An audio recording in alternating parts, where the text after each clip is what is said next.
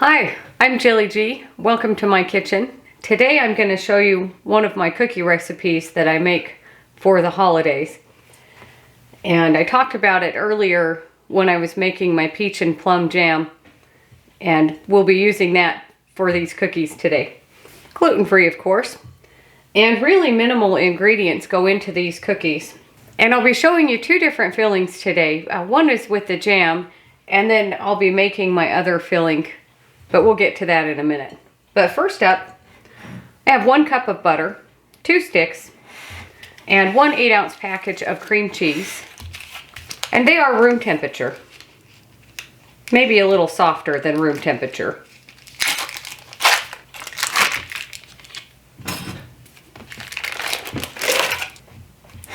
So my butter is soft enough to mash around. I'm just going to mash it a little bit with my spatula, and then I'll move to my whisk. I might not use the whisk at all. And the name of these cookies is Golden Kolacky. And just mash your butter and your cream cheese till they're really combined.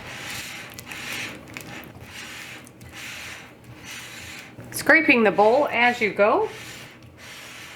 And once you've got that all mixed together, I'm going to add in 1 egg.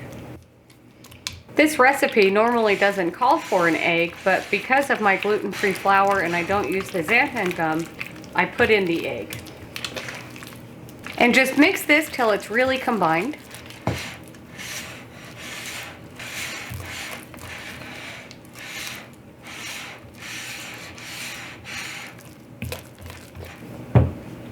Scrape off your spatula. And I have 2 cups of my gluten-free flour, and we'll just go all in one. And just mix this till it's really combined.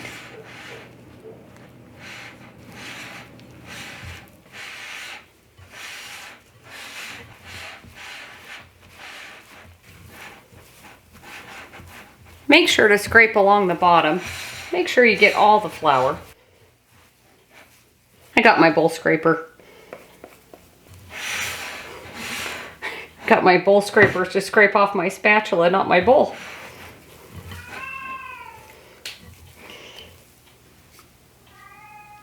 And you'll notice it's a pretty stiff dough, but it still needs to chill in the fridge. So get some plastic wrap. I've got 2 pieces here. We're going to divide. Ooh, my oven is preheated to 375. Even though we're going to chill these in the fridge, I need the oven on to toast my nuts. We'll get to that in just a minute. But take your dough, divide it in half, and then we'll wrap it up and chill it.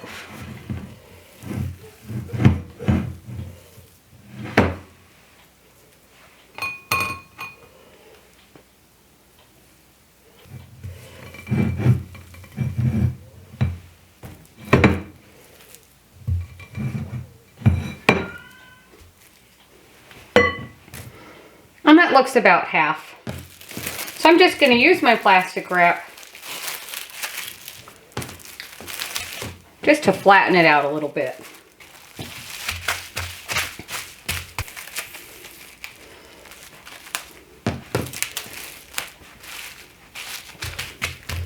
And it's okay if they're not the exact same size. You want them kind of flat so they're easier to roll out after they've been chilled.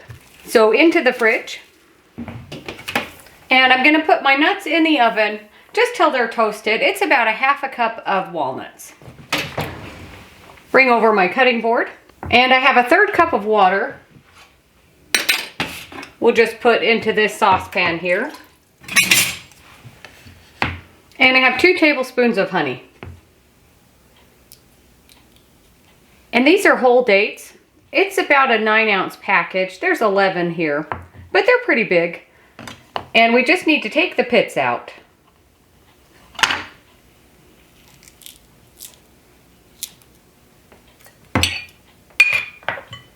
Use that as my garbage bowl. And once you get these all pitted, chop them really fine.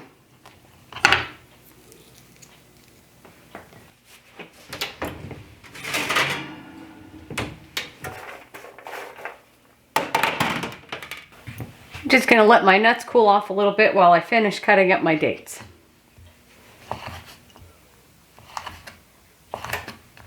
You could do this in a food processor and it would go a lot faster. But this is fine. I think you can find pre-cut up dates, but this is good. They're super sticky. Made a mess of my knife. So I'm just going to put all of these into my saucepan with my water. And they're just little pieces. You want them to be kind of bite-sized. And we're going to put this over medium heat and stir it till it's nice and thick. Just give it a good stir. Get all that honey that's at the bottom. And you can see how thick it's already gotten.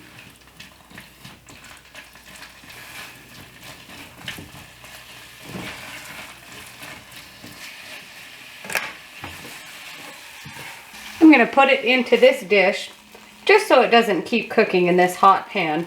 Cool it off just a little bit. And again, with your nuts, just chop them pretty fine. You want them to be, you know, bite-sized, smallish, really small pieces that are smaller than bite-size.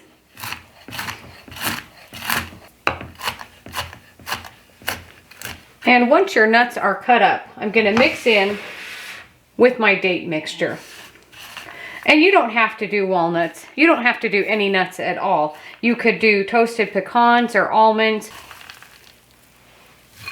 This bowl might be too small. We'll see. Move our cutting board out of the way. And then just start mixing this together.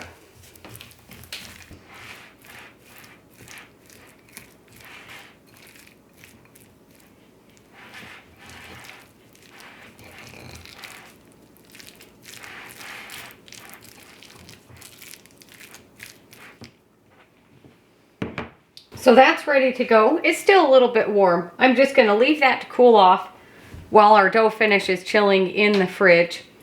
And I'm going to get my cookie sheets ready and line them with parchment paper. You don't have to do that. Usually it calls for an ungreased cookie sheet. But because my filling sometimes goes out, it just makes for easy cleanup on the cookie sheet. So my dough's been chilling for about an hour or so. It's pretty firm. I've got the other one still in the fridge. And just on a piece of parchment paper, just to make it easier, I'm going to roll this out, and then I just have a square cookie cutter. You could just cut it into lines and do that without the cookie cutter, but this way I know they'll all be the same size without having to measure with a ruler. I've got 2 cookie sheets here lined with parchment paper again, and my peach and plum jam that I made this summer. I'll put a link for that video below. And then my date nut filling, and it's pretty cooled off. And if at any time this gets too warm to work with, you can just wrap it back in the plastic and stick it in the fridge. But just lightly floured surface, and a little bit more. And just start rolling this out. Keeping flour underneath it, keeping it moving.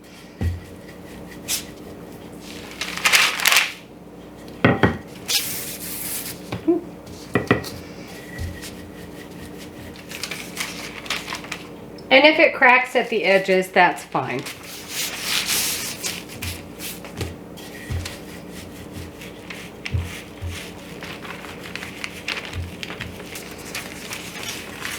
And you can even flip it over. I'm going to get some flour here and then flip it over.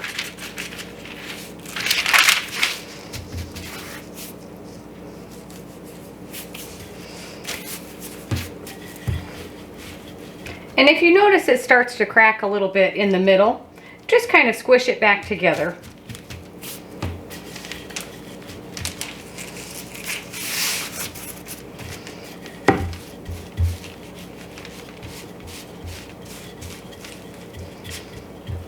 And once it gets big enough, you can just turn the parchment paper.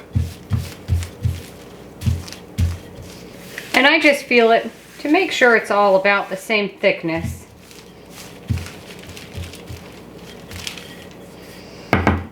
And that's looking really good. You want it to be thin enough that you can fold it over and it won't just pop back open during baking.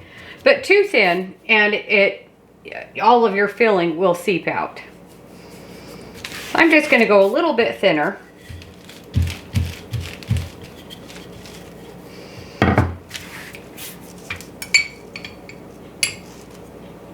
And then just start cutting out your squares.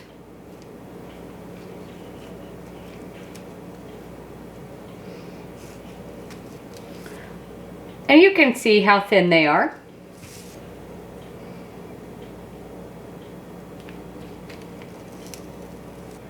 You could just cut these into lines, but this way I know they'll all be the same size.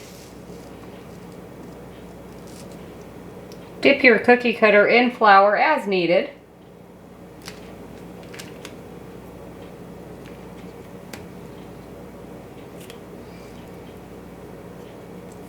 Cleaning off your cookie cutter as needed. And you can see I've just stacked them here. But bring your cookie sheet closer. And because we're going to fold them in half, they look closer together now than they will be. And they won't spread a lot. And we can re-roll this dough. But while I get my filling ready for this tray, I will put this back in the fridge.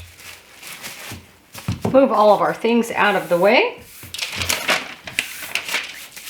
And bring your cookie sheet closer. And it's okay if they're a little bit close together right now. Bring over our fillings. And you want just a little amount. And then we're just going to fold over two corners, corner to corner. And you can just use a little bit of this jam liquid to stick it together. And you'll notice they might break a little bit when you fold them. That is gluten-free dough.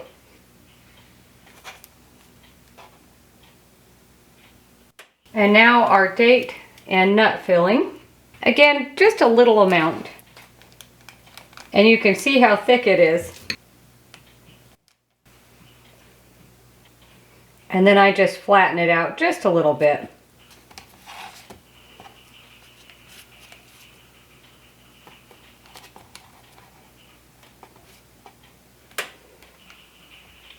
It's very sticky. And just keep going with the rest of them. And my oven is preheated to 375. And I'm just going to finish filling these up. If you need to, you can kind of squish back your dough together where it broke apart. Again, gluten-free dough, it doesn't bend, it doesn't stretch. So just do your best.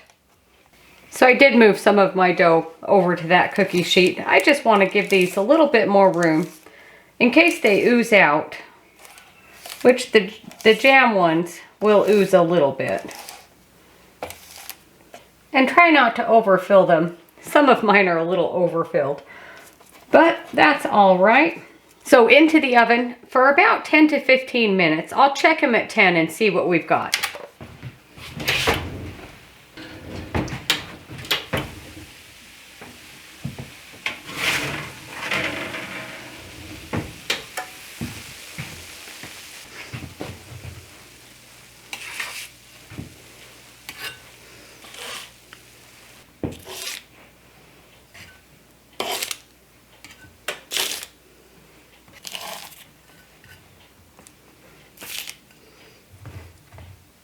Barely fits.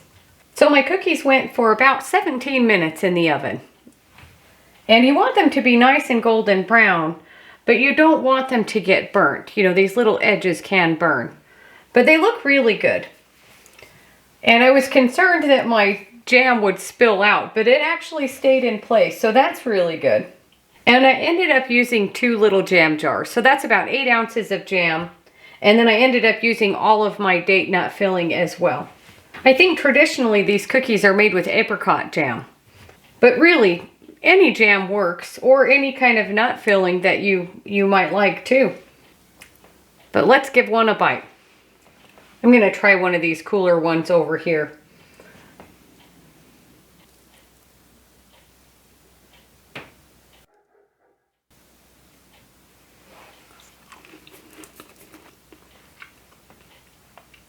They're really good. It almost tastes like it has cinnamon in the filling. but it's just the dates and the honey and the nuts, but it's really good. And you'll notice it doesn't really spread out very much. And even my jam didn't spread as much as I thought it would. And this cookie part almost tastes like a pie crust. These cookies are perfect for the holidays. And they look so pretty. And if you do different colors of filling, you know, then you have a variety of colors too. And if you make these, or any of my recipes, post it on Instagram and tag me in there and I'll see that you made it too. Thanks for watching. Don't forget to like and subscribe, and we'll see you on the next one.